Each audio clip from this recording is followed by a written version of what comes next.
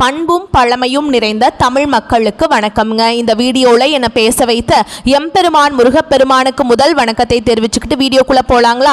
நீங்களும் என்னுடன் சேர்ந்து இந்த மந்திரத்தை சொல்லிட்டே உங்களால் முடிஞ்சதுன்னா கமெண்ட் பாக்ஸில் ஒரு முறை கமெண்ட் பண்ணுங்க. ஓம் முருகாசரணம், ஓம் முருகாசரணம், ஓம் முருகாசரணம். என்னை காக்கும் கந்தா கடம்பா கதிர்வேலா, நீதான் என்னை நம்பி இந்த வீடியோ பதிவை பார்க்க வந்தவங்களை கூட நின்று காப்பாற்றணும். அவங்க கஷ்டம் நஷ்டம் எல்லாம் விலகி சந்தோஷமா இருக்க நீதான் ஐயா பொறுப்பு. ஜோதிடம் என்னும் மகா கலை மூலம் நாம் இன்று இணைந்துள்ளோம். இந்த கலையில துலாம் ராசி நேயர்களுக்கு என்னெல்லாம் நடக்க போகுது, அவங்க வாழ்க்கை நல்லபடியா மாறுமா மாறாதா, அவங்க பிழைக்க ஒரு வழியாவது நீ இருக்கா என அனைத்து விஷயங்களையும் விலாவரியா பேச போறோங்க.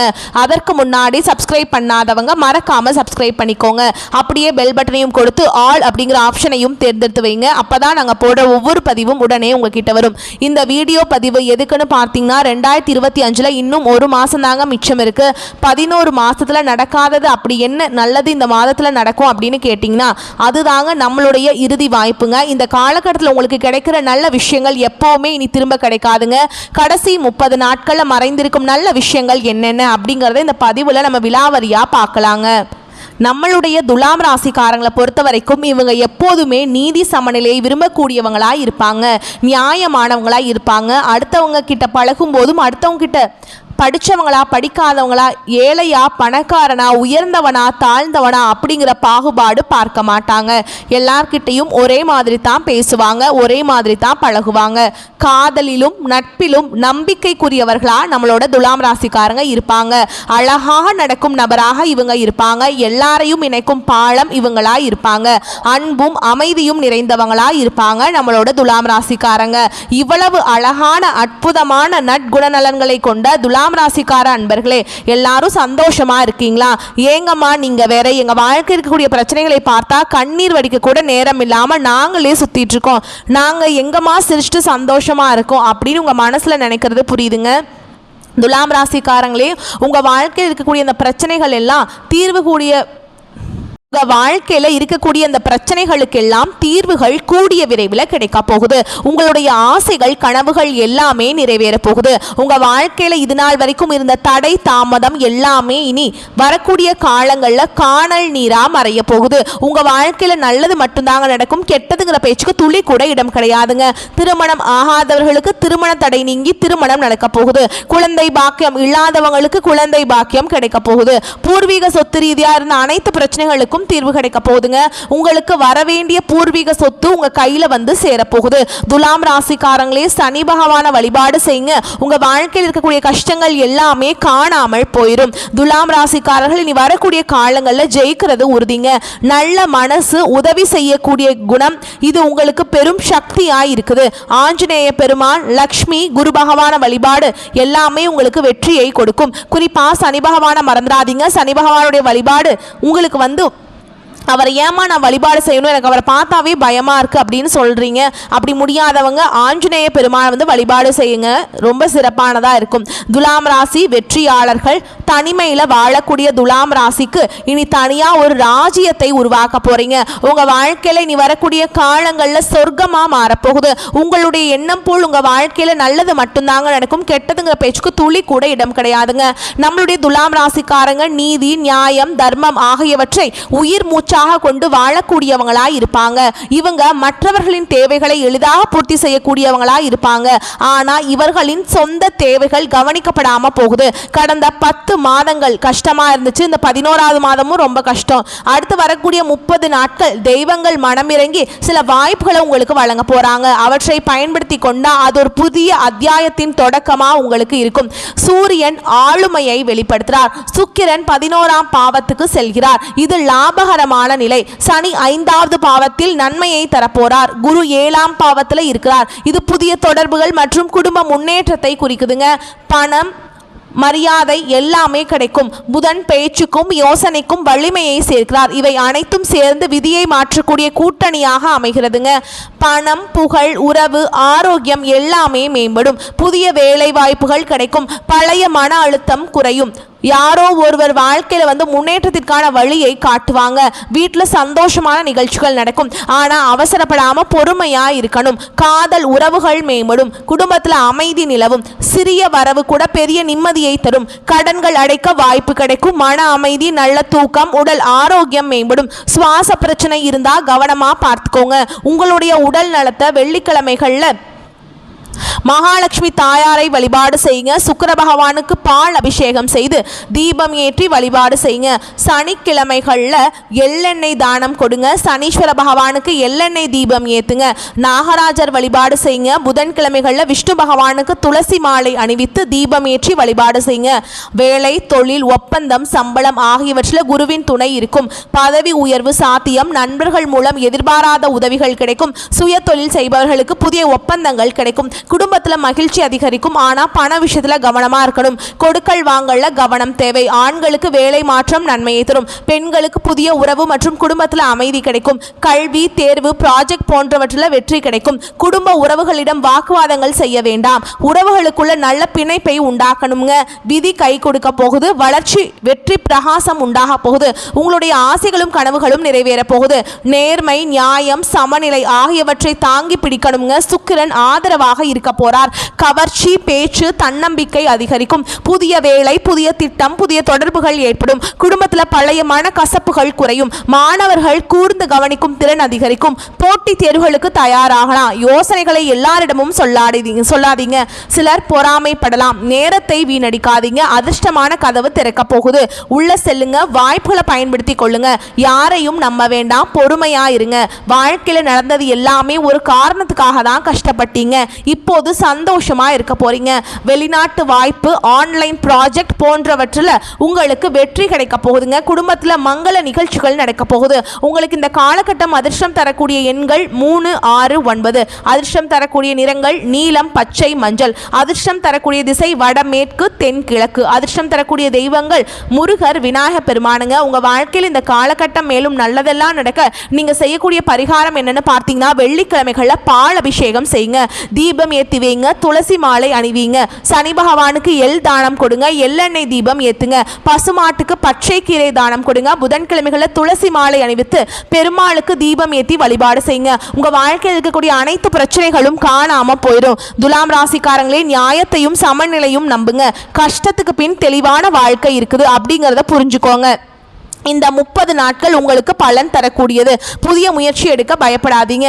விதி உங்கள் பக்கம் இருக்கு. தொழில், உத்தியோகம், அரசியல், விவசாயம் என எந்த துறை சார்ந்தவங்களாக இருந்தாலும் இந்த 40 நாட்கள் சாதகமாக உங்களுக்கு இருக்க போகுது. நிரந்தர வேலை உங்களுக்கு கிடைக்க போகுது. அரசியல்ல புதிய பொறுப்புகள் உங்களுக்கு கிடைக்கும். மக்களிடம் ஆதரவு பெருகும். திருமணம், குழந்தை பாக்கியம், வெளிநாட்டில் வேலை, சொந்த ஊருக்கு திரும்புதல் போன்ற முயற்சிகள் கைகூடும். பெண்கள் மன கஷ்டத்திலிருந்து வெளிவர போறீங்க. உங்களை அசிங்கப்படுத்தியவர்களிடம் மன்னிப்பு கேட்க போறீங்க. உலகமே தலை நிமிர்ந்து பார்க்கக்கூடிய நேரமா இது இருக்க போகுது. அமைதியான வாழ்க்கை அமைய போகுது. நீங்க நினைச்சது எல்லாமே வெற்றி அடைய போகுது. உங்க வாழ்க்கையில நீ வரக்கூடிய காலங்கள்ல சொர்க்கமா மாற போகுதுங்க. அடுத்ததான் நம்முடைய துலாம் ராசியில் இருக்கக்கூடிய ஒவ்வொரு நட்சத்திரக்காரர்களுக்கும் இந்த காலகட்டம் எப்படி இருக்குதுன்னு பார்க்கலாங்க. நம்மளுடைய துலாம் ராசியில் இருக்கக்கூடிய முதல் நட்சத்திரம் சித்திரை நட்சத்திரம் 1ஆம் பாதம். நம்மளுடைய துலாம் ராசியில் இருக்கக்கூடிய முதல் நட்சத்திரம் சித்திரை நட்சத்திரம் 3ஆம் பாதம் 4ஆம் பாதம். உங்களுக்கு இந்த காலகட்டம் எப்படி இருக்குன்னு பார்க்கலாங்க. இந்த காலம் மாணவர்கள் சக மாணவர்களுடன் பழகும் பொழுது கவனமாக இருக்கணுங்க. கல்வியில வெற்றி பெற கூடுதலாக உழைக்க வேண்டி இருக்கும். மனதில் கொண்ட குறிக்கோளை அடையும் வரை சுறுசுறுப்பாக செயல்பட்டு வெற்றி பெறுவீங்க. கெட்ட கனவுகள் உண்டாகலாம். எதிர்பாராத இடமாற்றம் ஏற்படும். உஷ்ணம் சம்பந்தமான நோய் ஏற்படலாம். அதனால உடல் நலத்தை ஆரோக்கியமா பார்த்துக்கணும். உங்களை விட்டு சென்ற உறவுகள் இனி வர காலங்களில் உங்களை தேடி வர போறாங்க. குடும்பத்தில் இது நாள் வரைக்கும் இருந்த அனைத்து பிரச்சனைகளுக்கும் தீர்வு கிடைக்க போகுதுங்க. உங்களுடைய கனவுகள் நனவாக போகுது. திருமணம் ஆகாதவர்களுக்கு திருமண தடை நீங்கி திருமணம் நடக்க போகுது. குழந்தை பாக்கியம் இல்லாதவர்களுக்கு குழந்தை பாக்கியம் கிடைக்க போகுது. பூர்வீக சொத்து ரீதியா இருந்த அனைத்து பிரச்சனைகளுக்கும் தீர்வு கிடைக்க போகுதுங்க. அடுத்ததான் நம்மளுடைய துலாம் ராசியில் இருக்கக்கூடிய நட்சத்திரம் சுவாதி நட்சத்திரம். உங்களுக்கு இந்த காலகட்டம் எப்படி இருக்குன்னு பார்க்கலாங்க. இந்த காலகட்டத்தில் எதிர்பார்த்த பணம் கைக்கு வர தாமதமாகும். அதனால் திடீர் பண நெருக்கடி வரலாம். இடம் பொருள் அறியாமல் பேசுவது பேசுவதால் அடுத்தவர்களிடம் மனஸ்தாபம் உண்டாகலாம். அதனால் ஒருத்தவங்க கிட்ட பேசும்போதும் சரி, இந்த சொல்லை சொல்லலாமா சொல்லக்கூடாதா, இதனால் நமக்கு ஏதாவது பிரச்சனை வருமா, நம்மளை சுற்றி இருக்கவங்களுக்கு ஏதாவது பிரச்சனை வருமா அப்படின்னு 1க்கு 2 முறை ஆலோசனை பண்ணி செயல்படுறது உங்களுக்கும் நல்லதுங்க, உங்களை சுற்றி இருக்கவங்களுக்கும் நல்லது. தொழில் வியாபாரத்தில் திடீர் செலவுகள் உண்டாகும். பண வசூல் தாமதப்படலாம். வீண் அலைச்சல்கள் இருக்கும். உத்தியோகத்தில் இருப்பவர்களுக்கு தேவையற்ற பணம் செலவிட நேரலாம். அதே மாதிரி பயணம் செல்லவும் நேரிடலாம். கூடுதல் பொறுப்புகள் உங்களுக்கு அதிகமாக இருக்கும். அதனால் பொறுப்புகளை கண்டு நீங்கள் அச்சப்படக்கூடாது. உங்களுடைய பொறுப்புக்கேற்ற ஆதாயம் உங்களுக்கு கிடைக்கும். அடுத்ததான் நம்முடைய துலாம் ராசியில் இருக்கக்கூடிய நட்சத்திரம் விசாக நட்சத்திரம் 1ஆம் பாதம் 2ஆம் பாதம் 3ஆம் பாதம். உங்களுக்கு இந்த காலகட்டம் எப்படி இருக்குன்னு பார்க்கலாங்க. இந்த காலகட்டத்தில் குடும்பத்தில் இருப்பவருடன் அனுசரித்து செல்வது நன்மையை தரும். கணவன் மனைவிக்கிடையே மனம் விட்டு பேசி எடுக்கும் முடிவுகள் நன்மையை தருவதாக இருக்கும். பிள்ளைகளின் எதிர்காலம் பற்றிய கவலைகள் உண்டாகலாம். எதிர்பாராத செலவு உண்டாகும். அடுத்தவர்கள் பழகுவதில் கவனம் தேவை. பண வரத்து தாமதப்படும். கலைத்துறையினர்களுக்கு சோதனைகள் மிகுந்த காலகட்டமாக இருக்கும். வாய்ப்புகள் இருந்தாலும் உடல் நலம் ஒத்துழைக்காம போகலாங்க. அதனால் உடல் நலத்தை ஆரோக்கியமா பார்த்துக்கோங்க. உங்க வாழ்க்கையில இந்த காலகட்டத்தில் மேலும் நல்லதெல்லாம் நடக்க நீங்க செய்ய வேண்டிய பரிகாரம் என்னன்னு பார்த்தீங்கன்னா, உங்க வீட்டுக்கு பக்கத்தில் இருக்கக்கூடிய பெருமாள் ஆலயத்துக்கு போயிட்டு முருகப்பெருமானை உங்க வீட்டுக்கு பக்கத்தில் இருக்கக்கூடிய பெருமாள் ஆலயத்துக்கு போயிட்டு பெருமாளை மனதார வணங்கிட்டு வாங்க. உங்க வாழ்க்கையில் இருக்கக்கூடிய அனைத்து பிரச்சனைகளும் காணாம போயிடும். உங்களுடைய எண்ணம் போல் உங்க வாழ்க்கையில நல்லது மட்டும்தாங்க நடக்கும். கெட்டதுங்கிற பேச்சுக்கு துளி கூட இடம் கிடையாதுங்க. நியாயமும் நேர்மையும் கொண்ட துலாம் ராசிக்கார அன்பர்களே, உங்க வாழ்க்கையில் இந்த காலகட்டம் சாதகமான பலன்கள் அடுக்கடுக்கா நடக்க போகுது. உங்களுடைய ஆசைகளும் கனவுகளும் நிறைவேற போகுது. நீங்க அவசரப்படாம நிதானமாக எதையும் செய்தால் வெற்றி கிடைக்கும். இந்த காலகட்டத்தில் எதிர்ப்புகள் விலக போகுது. நண்பர்களால் உங்களுக்கு உதவிகள் கிடைக்க போகுது. புதிய நபர்களின் நட்பு உங்க வாழ்க்கையில மிகப்பெரிய மாற்றத்தை ஏற்படுத்த போகுதுங்க. உடல் நல பாதிப்பு ஏற்படலாம். கொஞ்சம் உடல் நலத்தை ஆரோக்கியமா பார்த்துக்கோங்க. ஏற்கனவே செய்த ஒரு செயலை நினைத்து நீங்க வருத்தப்பட நேரிடும். அதனால எந்த ஒரு செயலை செஞ்சாலும் 1க்கு 2 முறை ஆலோசனை பண்ணி செயல்படுறது உங்களுக்கு ரொம்பவும் நல்லது. பயணங்கள் செல்ல நேரிடலாம். தந்தையின் உடல்நிலையில கவனம் தேவைங்க. தொழில் வியாபாரம் தொடர்பாக சில முக்கிய முடிவுகள் எடுப்பீங்க. வியாபாரம் தொடர்பான வழக்கு விவகாரங்களை தள்ளி போடுறது நல்லது. எதிர்பார்த்த லாபம் கிடைத்தாலும் பண தேவை ஏற்படும். உத்தியோகத்தில் இருப்பவர்கள் கூடுதலாக பணியாற்ற வேண்டி இருக்கும். மேல் அதிகாரிகள் உங்களுக்கு உறுதுணையாக இருப்பாங்க. குடும்பத்தில் ஏதாவது வீண் விவகாரங்கள் ஏற்பட்டு நீங்கும். கணவன் மனைவிக்கிடையே திடீர் கருத்து வேறுபாடுகள் உண்டாகலாம். அதனால் கணவன் மனைவி இருவருமே விட்டு கொடுத்து செல்றது உங்களுக்கு ரொம்பவுமே நல்லதுங்க. உறவினர்களின் வருகையால் உங்க குடும்பத்தில் சந்தோஷமான நிகழ்வுகள் எல்லாமே ஏற்பட போகுது. உங்களை விட்டு பிரிந்து சென்ற உறவுகள் இனி வரக்கூடிய காலங்களில் உங்களை தேடி வர போறாங்க. உங்களுடைய ஆசைகளும் கனவுகளும் நிறைவேற போகுது. குடும்பத்தில் சந்தோஷம் நிலைச்சிருக்க போகுது. குடும்பத்தில் இது நாள் வரைக்கும் இருந்த அனைத்து பிரச்சனைகளுக்கும் தீர்வு கிடைக்க போகுதுங்க. இந்த உலகத்துல யாருங்க கோடீஸ்வரன்? கோடி கோடியா பணம் வச்சிருக்கவங்களா, பிடிச்ச உணவுகளை சாப்பிட்றவங்களா, பிடிச்ச உறவுகள் கிட்ட பேசுறவங்களா, இது யாருமே கோடீஸ்வரன் கிடையாது. யார் ஒருத்தவங்க நோய் நொடி இல்லாம மனக்கவலை இல்லாம நிம்மதியா தூங்குறாங்களோ அவங்க தான் இந்த உலகத்திலேயே சிறந்த கோடீஸ்வரன். அப்பேற்பட்ட கோடீஸ்வரன் ஆகக்கூடிய யோகம் உங்களுக்கு இந்த காலகட்டத்தில் அமைஞ்சிருக்குதுங்க. உங்கள் வாழ்க்கையில் இனி வரக்கூடிய காலங்களில் கவலை கண்ணீர் அப்படிங்கிற பேச்சுக்கெல்லாம் துளி கூட இடம் கிடையாது. இது நாள் வரைக்கும் உங்களுடைய மனசில் இருந்த மனக்கவலைகள் எல்லாம் இனி வரக்கூடிய காலங்களில் காணாமல் போக போகுது. நீங்கள் சந்தோஷமான ஆரோக்கியமான வாழ்க்கையை இனி வரக்கூடிய காலங்களில் வாழ போகிறீங்க. உங்கள் வாழ்க்கையில் சந்தோஷம் நிலச்சிருக்க போகுதுங்க. நீங்கள் இந்த நிமிஷம் வரைக்கும் உங்களுக்காக வாழ்க்கையை வாழ்கிறதே கிடையாது. உங்களை சுற்றி இருக்கவங்களுக்கு பயந்து தான் வாழ்க்கையை வாழ்ந்துட்டுருக்கீங்க. நம்ம இந்த செயலை செஞ்சால் நம்மளை சுற்றி இருக்கவங்க நம்மளை பற்றி தப்பாக நினச்சிருவாங்களோ, இந்த சொல்ல சொன்னால் நம்மளை பற்றி அவங்க தப்பாக நினச்சிருவாங்களோ அப்படின்னு அடுத்தவங்களை கண்டு பயந்து வாழ்க்கையில எந்த ஒரு செயலையும் செய்யாம ஒரே இடத்துல நீங்க முன்னேறாம நின்றுட்டு இருக்கீங்க. இனி வரக்கூடிய காலங்களையாவது யாரை கண்டும் அச்சப்படாம கடவுளை கண்டு மட்டும் பயந்தா மட்டும் போதுங்க. வேற யாரை கண்டும் நீங்க பயப்பட வேண்டாம். கடவுள் இந்த உலகத்துல உங்களை எதுக்காக படைச்சிருக்கார்? உங்களுக்காக நீங்க வாழணும் அப்படிங்கிறதுக்காக தான் படைச்சிருக்கார். உறவுகளுக்காகவும் நண்பர்களுக்காகவும் உங்களுடைய வாழ்க்கையை நீங்க தியாகம் பண்றது நியாயம் கிடையாதுங்க. உங்களுக்காக உங்க வாழ்க்கையை வாழ கத்துக்கோங்க. வாழ்ற வாழ்க்கை ஒரு முறை தாங்க. அந்த வாழ்க்கையை உங்களுக்காக வாழ கத்துக்கோங்க.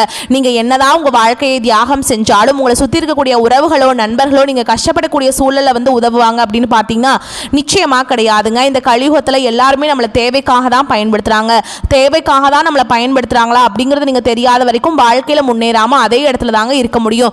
ஆமாங்க, கூட பிறந்த உடன்பிறப்புகளாக இருக்கட்டும், நம்மளுடைய உறவினர்களாக இருக்கட்டும், நண்பர்களாக இருக்கட்டும், யாரா வேணாலும் இருக்கட்டும், எல்லாருமே நல்லவங்க அப்படின்னு சொல்ல முடியாது. 100ல் ஒரு 10% பேர் தான் இந்த உலகத்துல நம்ம நல்லா இருக்கணும் அப்படின்னு நினைப்பாங்க.